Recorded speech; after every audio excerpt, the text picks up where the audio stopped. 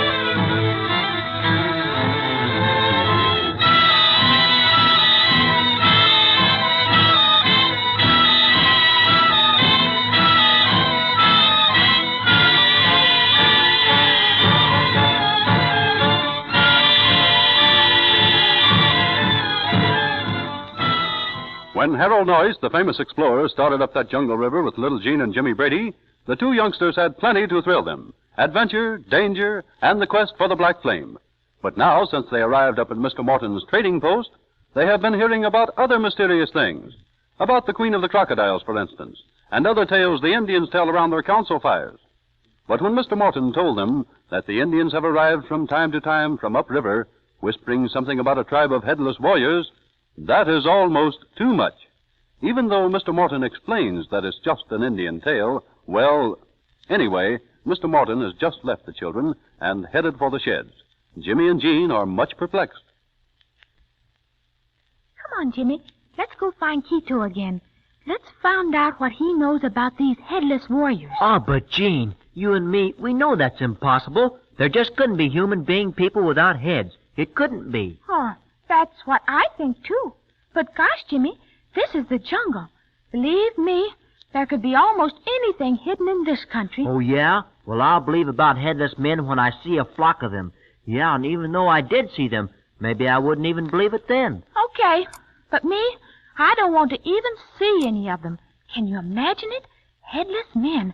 Ooh, it's terrible, Jimmy. Yeah, and they got only one eye, and it's in the middle of their chest. Yeah, and if that isn't something, then you name it. You know, Jean, Mr. Morton just laughs at all the stories, though. He doesn't believe them. Well, neither do I, Jimmy. But then, how come the Indians do? Gosh, the Indians here ought to know best. They live here. Well, sure they do, but look, though. What if there might be a tribe of Indians without heads? Well, but what difference would it make to us whether there were or not? What do you mean, what difference? Well, I mean, we aren't going anywhere near where they might be, even if there were such a thing. You know, Jean, if there were such a thing as headless men, you know something? We could make a pile of money. But we're going to make a pile of money with the animals we capture. Yeah, but how about if we could capture about a dozen headless men? Well, gee whiz, anybody could see monkeys at any time. Every zoo and circus has monkeys. But boy, oh boy, would people flock to see a headless man, though. And you mean we should maybe quit the animal business and go after headless men? Well, it's an idea, isn't it? It sure is.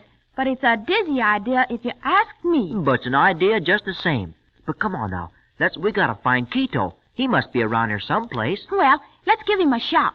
Well, there's no use, Jean. He doesn't answer anyway. He likes to be standing silently behind a tree watching us. He never says a word. He just steps out. I know, and it gives me the willies. But maybe that's how a jungle Indian is brought up, to keep silent and be ready to surprise the enemy. But we aren't enemies, are we? We're supposed to be friends. I know, but what difference does that make? Well, anyway, maybe the jungle Indians don't know what a friend is, see? There he is, someplace. Yeah, but where? Well, it sounded like he was up ahead there, at the far end of the clearing. It sounded from there, but you know, he said he can make his voice come from someplace where he isn't. Then if that call came from up ahead, most likely he is somewhere back of us. Well, that's what I think, too. Very likely we passed him. And that's what makes me feel so creepy. Maybe we passed so close he could have reached out and touched us, huh? Well, he's in behind one of the trees, I bet. Maybe right here someplace. Yeah. All right, Quito. Come on out. What do you think you're doing? Playing I Spy or something? Oh, there he is. Fool us again. He was ahead of us this time. Hey, Quito, hurry, will you? We want to know something. Si, Senor Jim. What is it you wish to know? Some more thing about the capture of monkeys with the coconut shell? Well, no, sir. But how's about headless men, huh? You ever capture any headless men? That is not nice to speak. You see, Jimmy? Some more whisper stuff. Si, Senorita. But it is only the older men that may talk of the headless men. But haven't you talked about them? Ah, no, Senor. Never no time.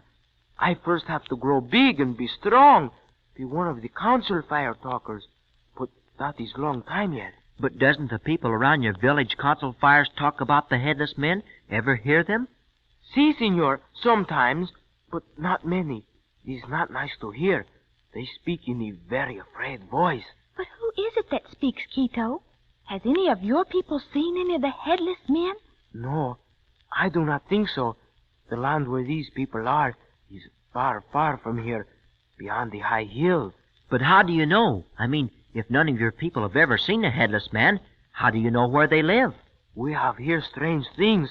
One time, there ain't Indians. 3 men. They stopped my village. They very tired. Come too far. They talk around fire. One time I hear 'em. And they saw those headless men? One man, a very old warrior, father of stranger who come my village, he see those headless men. But what did they look like, Quito? Did the visitor say? Si, Senor.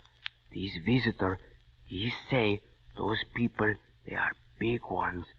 They have much feather. They have blowgun and bow and arrow. Much big than the warriors in my village.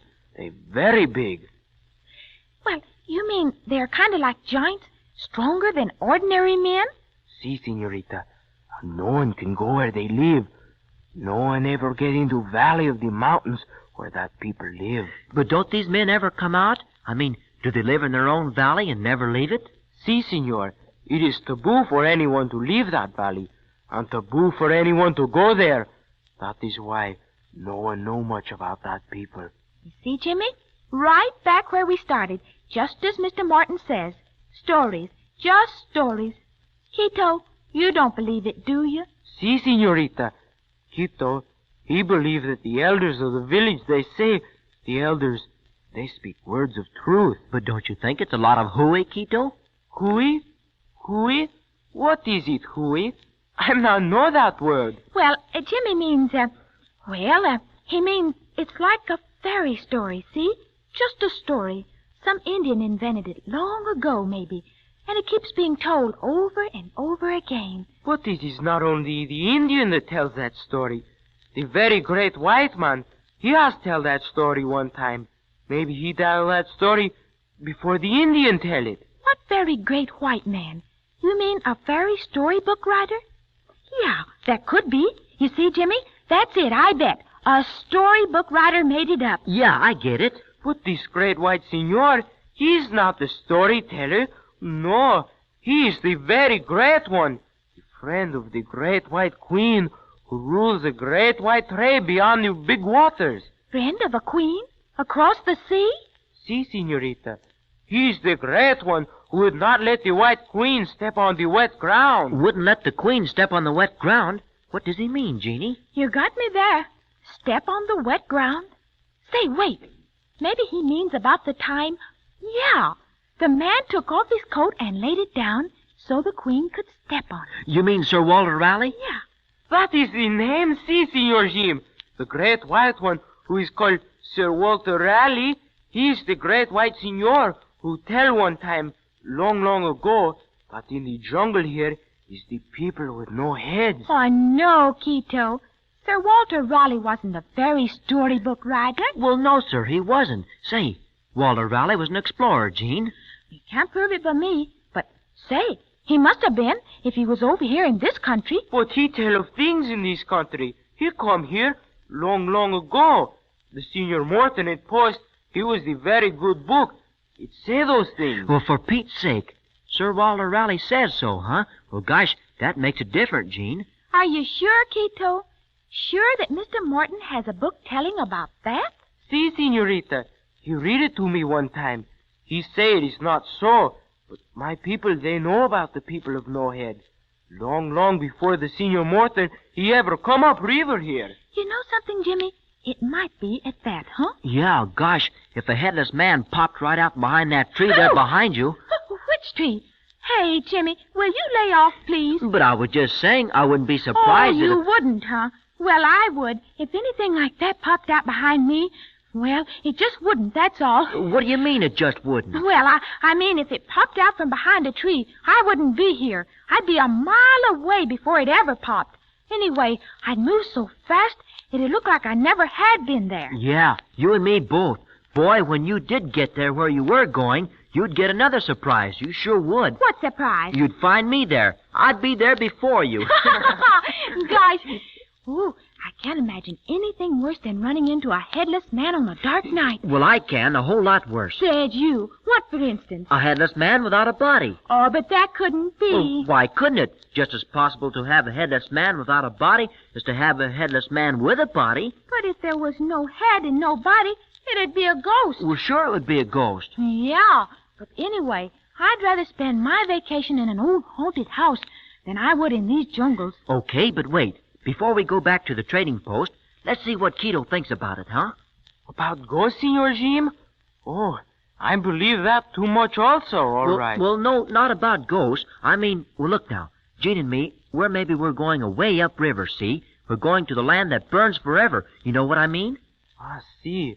A most very bad place, Senor. Well, bad or not bad. Well, Gene and me, we gotta get there. How's about you? Would you come with us, Quito? Quito go with you? To the land that burns? Yes, Quito. Jimmy and me, we gotta shove off tomorrow. Please go with us. We need you so badly, Quito. Si, Senorita. Maybe I come. But wait. I will be back soon. I will be back very quickly. Hey, wait a minute. Where are you going? To ask the Senor Morton if I go with you. I'll be back soon. Oh, heck, Gene. That ruined it, huh? Come on. Let's get him before he tells Mr. Morton. Come on, or it's all off.